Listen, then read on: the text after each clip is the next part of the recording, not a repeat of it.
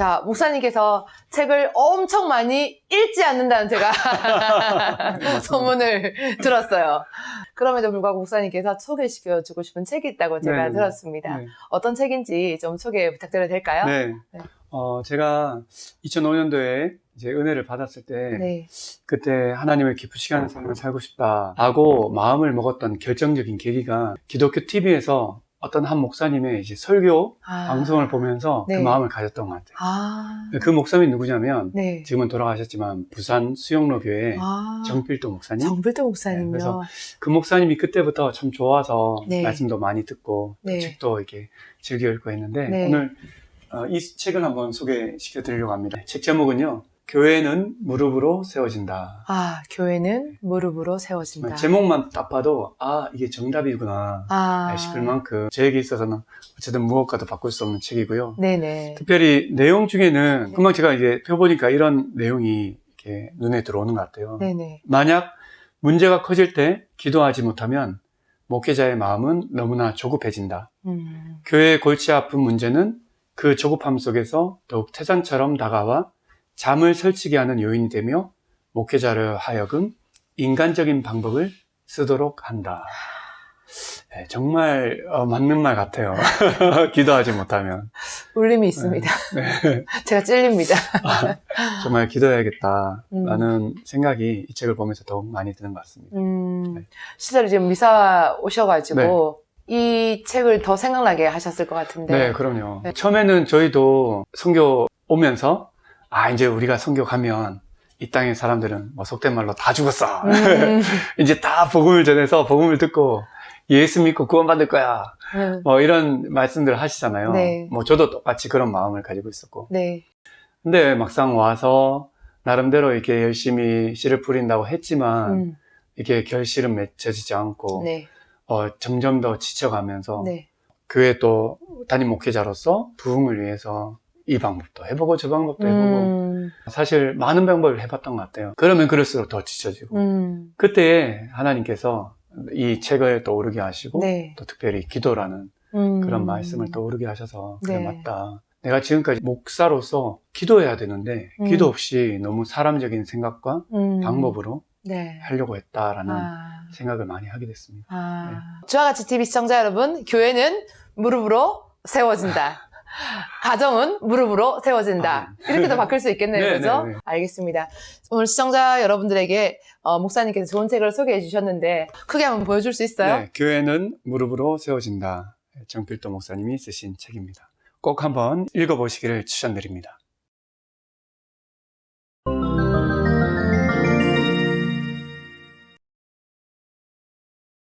자, 우리가 또 자리를 바꿔서 이번에는 미사교회의 주인공이세요. 조은철 목사님을 뒤에서 정말로 다 조력하고 있는 사모님하고의 시간을 좀 가지려고 하는데요. 사모님 안녕하세요. 안녕하세요. 네, 사모님 오늘 주와같이 TV 처음 출연하시는데 네. 시청자 여러분께 짧게 인사 부탁드려도 될까요? 네. 주와같이 TV 시청자 여러분 안녕하세요. 저는 미사교회에 섬기고 있는 권한나 사모입니다. 이렇게 유튜브로만 보던 주와같이 TV를 제가 직접 출연한다고 하니까 너무 긴장이 되고, 그렇지만 부족한 입술이지만 하나님께서 저를 통해서 하나님께서 하신 일들을 또 이렇게 간증하는 귀한 시간이 됐으면 좋겠습니다. 네.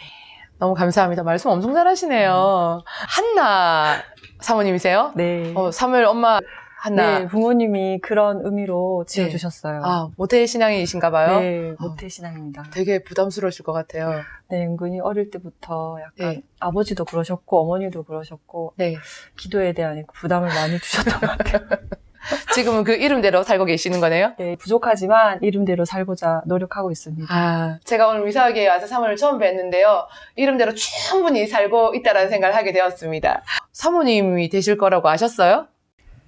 제가 어릴 때 저희 모교회 사모님 그 모습을 보면서 네. 정말 시골교에 계시면서 여러 가지로 고생도 많이 하시는데 되게 존경스러웠거든요. 그래서 부족하지만 나도 저런 사모님이 되고 싶다.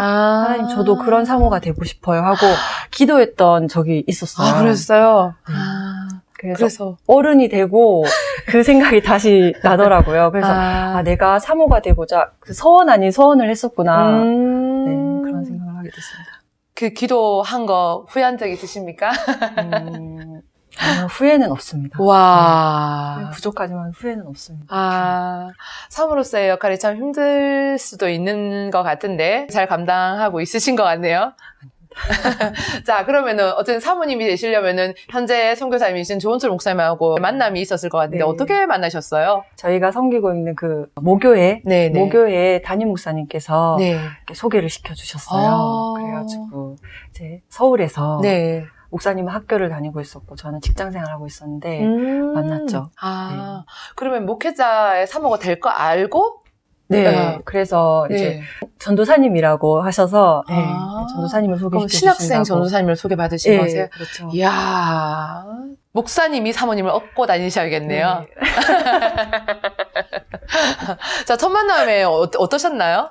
첫 만남에 지금은 목사님 정말 너무 네. 밝은 인상이시고 네. 너무 인상이 좋다는 얘기를 많이 듣는데 네. 그때는 굉장히 차가웠어요. 왜요? 첫인상이 너무 차가워가지고 제가 상처 아닌 상처를 받았었는데 네. 나중에 알게 됐는데 제가 마음에 안 드셨더라고요. 그래가지고 저도 직감을 했었는데 밥을 먹으면서 목사님이 스파게티를 먹고 있었는데 스파게티만 계속 드시고 질문을 별로 안 하시더라고요. 그래서 근데 또 차를 마시러 가자고 하셔가지고 차를 마시러 가면서 얘기를 하는데 그때는 또 너무 밥 먹을 때하고 너무 다르게 막 굉장히 친절하게 이렇게 네. 얘기를 하셔서 이분 도대체 뭐지?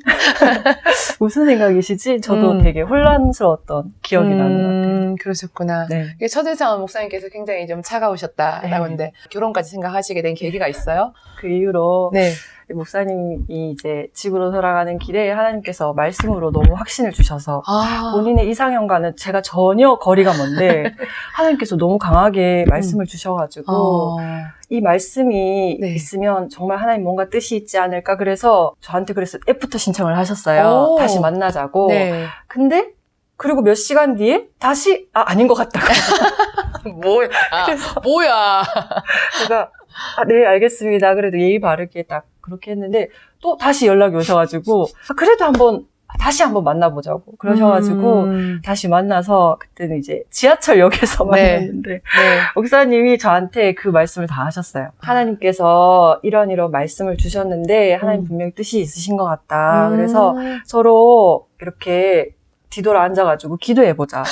그래서 지하철역에서 기도했던 기억이 지금도 납니다. 참 참 유별나신 목사님과 근데 진짜 근데 저도 제가 이렇게 목사님 얘기를 듣고 보통의 그런 생각 같으면 진짜 이제 이성적으로 네. 본인이 생각했던 이상형이 아니시고 하니까 네. 딱 그냥 이렇게 거절하고 딱 끝날 수 있는데 하나님이 말씀을 주셨다고 하니까 저도 거기에 자꾸 끌려서 그럼 정말 뭔가 있지 않을까 네, 그런 생각으로 계속 만남을 이어갔던 것 같습니다. 현숙한 여인에 대한 잠언 31장 말씀이었거든요. 그래서 그 말씀을 주셨는데 제가 근데 그렇게 현숙하지 못하지만 그렇게 되라고 목사님을 만나서 그렇게 될 거라고 네, 그 말씀을 주셨다고 생각합니다. 말씀대로 지금 된 것 같습니다. 아닙니다. 준비가 되신 분인 것 같아요.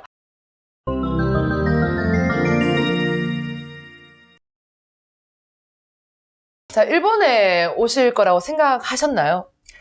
목사님이 그 결혼 전에도 일본 선교에 대한 비전을 나눠주셨었거든요. 네네. 근데 저는 이렇게 금방 갈 거라 생각하지 않고 그 한국에서 목회자 생활을 좀 많이 하다가 나중에 먼 훗날에 가지 않을까. 먼 훗날에. 네, 정말 그렇게 생각했습니다. 근데 생각보다 빨리 오게 된 거였어요? 네, 생각보다 하나님께서 정말 그 호프 미션 네네. 그걸 통해서 또 저희 목사님이 부교육자로 심우하던 교회의 그 단기 선교를 통해서 네네. 또 여러 가지 일들을 통해서 또 그 히라노 교회 오사카의 히라노의 목사님께서 네. 한국을 방문하셔가지고 저희가 섬기고 있던 교회 목사님과 이렇게 친분이 있으셔서 또 목사님을 이렇게 소개해 주시고 정말 하나님께서 한 걸음 한 걸음 이렇게 길을 여시는 게 너무 막 금방금방 이렇게 여시더라고요. 그래서 결국에는 일본까지 사모님, 오셨습니다. 그럼 일본에 오실 때 일본말을 하셨었나요? 아니요, 저는 히라가나 정도, 가타가나도 몰랐습니다. 네. 근데 아까 전에 성도님들하고 이제 나눈 거 보신 거 다 일본말로 하시던데 이 어떻게 이렇게 잘 하시게 되셨나요?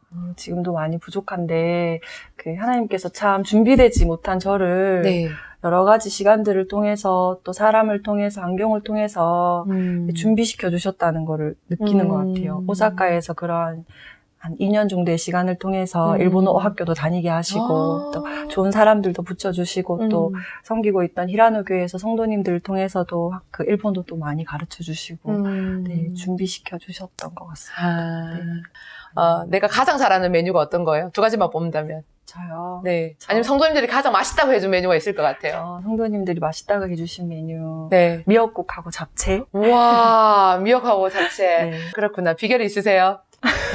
여기서 말씀드려도 네, 되나요? 괜찮아요. 비결 있으세요? 유튜브? 아, 유튜브. 제 사모님을 위해서 하나님께서 유튜브란 채널을 미리 만들어 주셔가지고 네. 세계 어디를 가더라도 네. 요리를 할 수 있는. 그렇죠.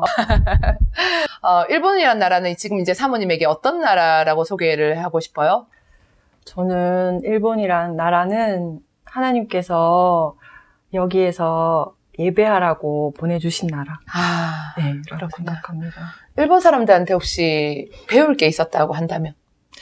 일본 분들 처음에 이렇게 네. 마음을 열기는 좀 네. 힘든 것 같아요. 처음에 어느 정도 관계가 되고 나면 네.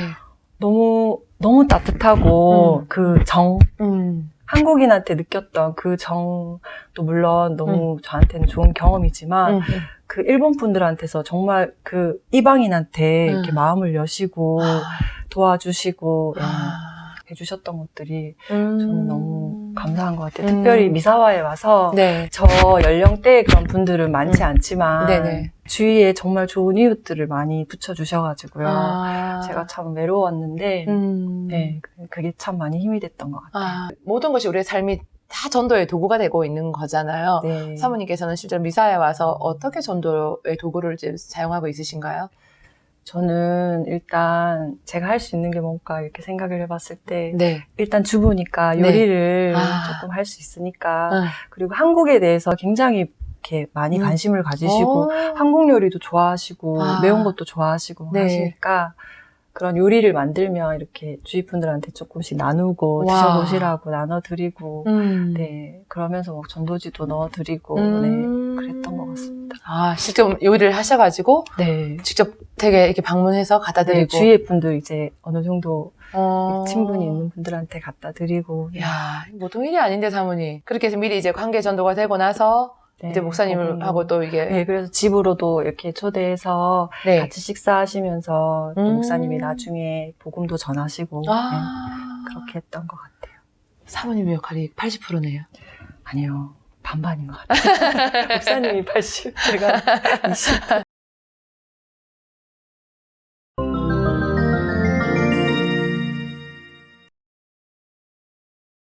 목사님께서 생각하시는 선교란 무엇인가요? 네, 먼저 저희가 선교에 온 지 5년 정도밖에 지나지 않아서 네. 선교란 무엇인가에 대해서 또 이렇다 말씀드리기가 참 부끄럽지만 그러나 제가 지금까지 경험하면서 내린 어떤 정의는 선교는 흔히들 그 땅에서 살아가는 것이다. 그렇게 말씀하시는데 저는 거기에다가 한 가지를 더 덧붙이고 싶습니다. 선교는 그 땅에서 살아가되 하나님을 기쁘시게 하면서 살아가는 것이다. 제가 이곳에 와서 또 담임 목사가 되어서 하나님을 기쁘시게 하지 못하고 한 분 계신 성도님에게 소리를 지르고 싫은 소리를 하고 그건 하나님께서 원하시는 선교의 삶이 아닌 것 같아요. 결국은 그 땅에서 살아가되 어떻게 살아가는가? 하나님을 기쁘시게 하는 그 삶을 살아가는 것, 그것이 선교가 아닌가 그런 마음이 듭니다. 아멘. 일본 선교사를 준비하고 있는 분이 있으실 것 같아요. 네. 그분들에게 혹시 선교의 팁이나 아니면 네. 조언이나 한 게 있으면 말씀해 네. 주실 수 있을까요? 먼저 일본 선교를 꿈꾸시고 소망하시는 우리 한 분 한 분을 축복하면서 응원합니다. 아멘. 5년밖에 지나지 않았지만 그래도 제가 한 가지 조언을 드릴 수 있다면 저도 사실은 일본어를 좀 잘해서 와야지 아니면 여기 와서 열심히 일본어를 해야지 선교가 가능하지 않을까 해서 나름대로 열심히 공부를 했습니다. 그런데 일본어 공부보다도 더 중요한 것이 있더라고요. 바로 개인의 영성 관리라고 생각합니다. 내 어떤 영성이 하나님과의 관계에서 바로 세워지지 않으면, 바로 잡혀있지 않으면 금방 무너지기 쉬운 것이 선교지인 것 같습니다. 특별히 일본인 것 같습니다. 한 가지 저의 개인 경험담을 말씀드리면 제가 일본 선교에 품고 있을 때 진대원 시절에 견습 선교사라는 그런 프로그램을 지원하게 되었습니다. 당연히 일본에 오고 싶었는데 저는 인도라는 나라에 가게 되었습니다. 갔는데 처음에는 어쨌든 계시는 시니어 선교사님을 도와서 나름대로 최선을 다해서 이제 선교를 했습니다. 하다가 모르겠어요. 뭐 외로움도 있었고 또 점점점 기도도 덜 하게 되고 말씀도 덜 보게 되고 그러면서 점점 사람의 어떤 욕심, 사람의 생각, 그런 유혹들 점점 커짐을 느꼈습니다. 그러다가 결국 원래는 1년 기간을 잡고 갔었는데 중도에 포기하고 한 7개월 반 만에 돌아오게 되었습니다. 그때 제일 느낀 건 내가 왜 이렇게 중도에 포기하고 다 기간을 채우지 못하고 돌아왔을까? 물론 여러 가지 이유가 있겠지만 내 어떤 개인 영성을 잘 관리하지 못했다. 좀 더 기도하고 좀 더 말씀 보고 하나님을 가까이 하는 삶을 살았어야 되는데 그렇지 못하고 자꾸 세상적인 어떤 방법을 통해서 나의 어떤 만족을 채우려고 하고 기쁨을 얻으려고 했던 그런 시절을 생각하면서 이제 선교를 준비하시는 분들에게 조언 드리고 싶은 것은 언어도 중요하고 여러 가지 많은 것들이 중요하지만 개인 영성을 잘 관리하실 수 있기를 당부합니다. 아멘. 목사님께서 일본에서 선교를 하고 있으신데 일본에서도 많은 동역사분들이 있으시잖아요. 네. 근데 한국에서도 목사님을 또 보내주시고 네. 기도해주시고 네. 또 물질로 후원해주시고 하는 분들이 정말 많으실 것 같아요. 그분들에 대한 감사나 그런 간단한 메시지 좀 부탁드려도 될까요? 사실 선교 처음 시작할 때는 후원하시는 어떤 교회나 개인이 많지 않으셔서 조금 재정적으로 어려울 때도 있었고 그래서 부끄러운 이야기지만 아내 가족들에게 연락을 해서 돈을 빌려서 그렇게 생활도 하기도 했는데 정말 하나님께서 신실하시기에 시간이 지나면 지날수록 많은 후원자들 붙여주시고 또 기도하게 하시고 또 물질로 후원 받을 수 있도록 그렇게 은혜를 허락하셨습니다. 그 중에 먼저는 우리 주후원교회 되는 풍기동부교회 우리 담임 목사님과 또 모든 성도님들께 정말 진심으로 감사 인사를 드립니다. 또 그 외에도 우리 도원교회, 우리 옹천교회, 그리고 우리 태정교회, 포항제일침례교회, 칠곡교회, 그리고 우리 마애교회, 우리 캐나다 나나이모 한인교회, 영일교회, 또 여러 교회와 또 우리 개인 분들, 또 후원해 주신 분들도 또 정말 많이 계시는데 너무나 감사를 드립니다. 여러분들의 기도와 물질의 섬김으로 저희들이 지금까지 또 온 줄 압니다. 앞으로도 저희들이 건강하게 하나님을 기쁘시게 하는 그런 선교 삶을 잘 살아갈 수 있도록 이렇게 기도 부탁드리겠습니다. 감사합니다.